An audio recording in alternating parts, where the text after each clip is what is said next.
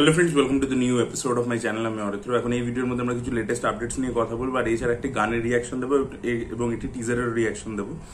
তো সবচেয়ে প্রথমে যদি আপডেটস গুলো নিয়ে কথা বলে নিই, তো শৈলেন্দ্র সিং, যিনি হচ্ছেন একজন প্রডিউসার, তিনি সিং ইজ কিং এর কো প্রডিউসার ছিলেন। তো তিনি কদিন আগে অ্যানাউন্স করেছিলেন যে তিনি সিং ইজ কিং এর পার্ট 2 বানাতে চলেছেন। Already Singh is bling is kind of a part 2 of Singh is king, but তিনি এটা বলেছিলেন সিং ইজ কিং রিটার্নস দিয়ে তিনি একটা ছবি বানাতে চাইছেন, এবং সেই ছবিটা তিনি বানাবেন হচ্ছেন either with Ranveer Singh or with Diljit Dosanjh. এটা তিনি অ্যানাউন্স করেন এবং সেখানে ফ্যান্সরা প্রচন্ড ডিসঅ্যাপয়েন্টেড হয়েছিল। বাট এখন শোনা যাচ্ছে তিনি সিং ইজ কিং পার্ট 2 বানাতে পারবেন না এই অ্যাক্টার্সদেরকে নিয়ে। তার কারণ হচ্ছে যে সিং ইজ কিং পার্ট 1 যেটা ছিল তার প্রডিউসার ছিল বিপুল শাহ।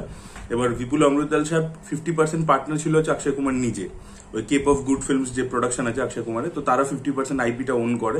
তাই এই ছবিটা যদি অক্ষয় কুমারকে ছাড়া বানাতে হয় তাহলে তার কাছ থেকে এনওসি নিতে হবে, আর না হলে আপনাকে অক্ষয় কুমারকে নিয়েই বানাতে হবে। এবং অক্ষয় কুমারের যে টিম আছে তারা এই আইপিটাকে হাতছাড়া করতে চাইছে না, কারণ সিং ইজ কিং সেই সময় সুপারহিট হয়েছিল। ইভেন সিং ইজ ব্লিংও কিন্তু টেলিভিশন ইত্যাদিতে কিন্তু চলেছে, সিনেমা হলে হয়তো অতটা চলেনি, বাট পরবর্তীতে চলেছিল আর কি, টেলিভিশন ইত্যাদিতে কিন্তু লোকে দেখেছে আর কি। যেহেতু Singh is bling definitely Singh is king এর লেভেলের নয়। তো দেখা যাক এবার অক্ষয় কুমারকে নিয়ে এই ছবিটা হয় কিনা, এই আইপিটাতেও সে কামব্যাক করে কিনা, নাকি সে এনওসি দিয়ে এটা অন্য কাউকে দিয়ে করতে দেয়, দিলজিৎকে নিয়ে এটা হয়। তো দেখা যাক সেটা সামনের দিনে কি হতে চলেছে। তো পুষ্পা 2 এর ট্রেলার আসছে, আপনারা প্রত্যেকেই জানেন 17 তারিখে চলে আসবে বিকেলবেলা 5টার সময়, এবং পাটনাতে ট্রেলার লঞ্চ ইভেন্ট রাখা হয়েছে বড় করে।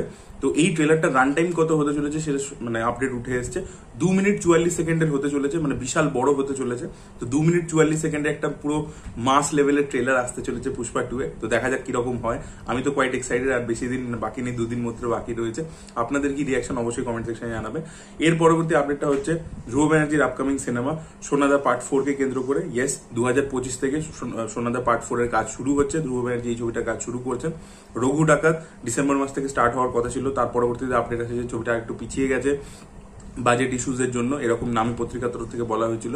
এখন শোনা যাচ্ছে ছবিটা আরো নাকি পোস্টপন্ড হয়ে গেছে। তো দেখা যাক রঘু ডাকাত কি পার্মানেন্টলি শেলফ হয়ে গেল পুরোপুরি, কারণ ধ্রুব ব্যানার্জি যখন একটা ছবিতে কাজ শুরু করেন তখন আর কি তিনি ওই বছরে একটা করেই ছবি বানান, এবং তিনি টাইম নিয়ে কাজ করেন আর কি, পোস্ট প্রোডাকশনে অনেকটা টাইম দেন বা তৈরির সময় অনেকটা টাইম দেন। তো তাহলে যদি উনি সোনাদা 4 নেক্সট ইয়ার বানাচ্ছেন, এবং সেটা যদি মাইট বি পুজো বা ক্রিসমাসে রিলিজ করবে এই দুটো পিরিয়ডের মধ্যে, তো তাহলে রঘু ডাকাত তিনি কখন বানাবেন সেটাই দেখার মতো বিষয় হবে। তো বাজেটের কারণে কি রঘু ডাকাত পুরোপুরি বন্ধ হয়ে গেল সেটা সামনের দিনে আমরা জানতে পারবো। দেখা যাক কি হয়, বাট সোনাদা পার্ট 4 হচ্ছে। এবার আমরা এই ভিডিওতে কথা বলবো যে অগ্নি বলে একটা আপকামিং ছবি আছে, যেটা ডাইরেক্টলি অ্যামাজন প্রাইমে রিলিজ করবে। ছবিটা প্রডিউস করেছে রিতেশ তিরওয়ানি এবং ফারহান আখতার, মানে এক্সেল এন্টারটেনমেন্ট। ছবিটা ডিরেক্ট করেছে রাহুল ঢোলকিয়া, যিনি এর আগে রাইস বলে ছবিটা বানিয়েছিলেন। তো তিনি এই ছবিটা ডিরেক্ট করেছেন। এই যে জনরাটা, যে অনেকগুলো ফায়ার ফাইটার্স মিলে লড়ছে, তাদের লাইফ কি হতে চলেছে, তারা কিভাবে আগুনের থেকে একটা বিল্ডিং কে বাঁচাচ্ছে, এই জনরাটাতে ইন্ডিয়াতে সেইভাবে কাজ হয়নি খুব একটা, বাট এখানে বিদেশে কিন্তু প্রচুর কাজ হচ্ছে। কোরিয়ান সিনেমা হয়েছে, তারপরে থাই কাজ হয়েছে। আপনার নেটফ্লিক্সে ভেরি রিসেন্ট একটা সিনেমা বেরিয়েছিল, আপনারা নেটফ্লিক্সে গিয়ে সার্চ করুন ফায়ার ফাইটার্স বলে, আমার নামটা এখন মনে পড়ছে না। থাইল্যান্ডের সিনেমা ছিল, থাই একটা ফিল্ম ছিল, ওটার উপর আগে একটা সিরিজও হয়েছিল, তার পরবর্তীতে ওটার একটা স্পিন অফ ফিল্মও এসেছিল। ফিল্মটা আমি দেখছিলাম একদিন, হেভি ভিজুয়ালস ছিল। তো এটা কিন্তু জনরাটা খুব পপুলার বিদেশে আর কি, এই ফায়ার ফাইটারদেরকে নিয়ে, তাদের লাইফ নিয়ে। তো সেখানে খুব ভালো ভালো ইন্টারেস্টিং কাজ হয়েছে আর কি।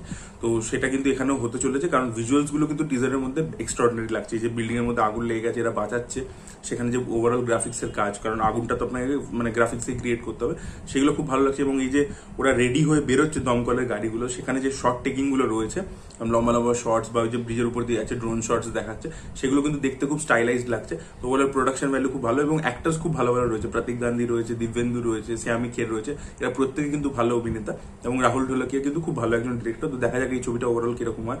যেহেতু ফারহান আখতাররা প্রডিউস করছে, আশা রয়েছে। দেখা যাক, ছবিটা তো ডাইরেক্টলি অ্যামাজন প্রাইমে রিলিজ করছে। তো লেটস সি আপনাদের কেমন লেগেছে অগ্নির টিজার, অবশ্যই কমেন্ট সেকশনে জানাবেন। এর পরবর্তীতে আমরা কথা বলবো যে দরদের যে গান এসছে লুট করেছো, হিন্দি ভার্সনটার নাম হচ্ছে লুট লেতু। তো গানটা কিরকম আমার লেগেছে, তো দেখুন হিন্দি ভার্সনটা আমার মনে হচ্ছে বেটার।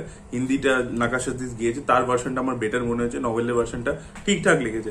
ওভারঅল দুটো গানই যে এক্সট্রাঅর্ডিনারি কিছু হয়েছে, লোকে বারবার মনে রেখে দেবে বা প্রচন্ড যে ক্যাচি, তা কিন্তু নয়। ওকে ওকে গান হয়েছে দুটো গান।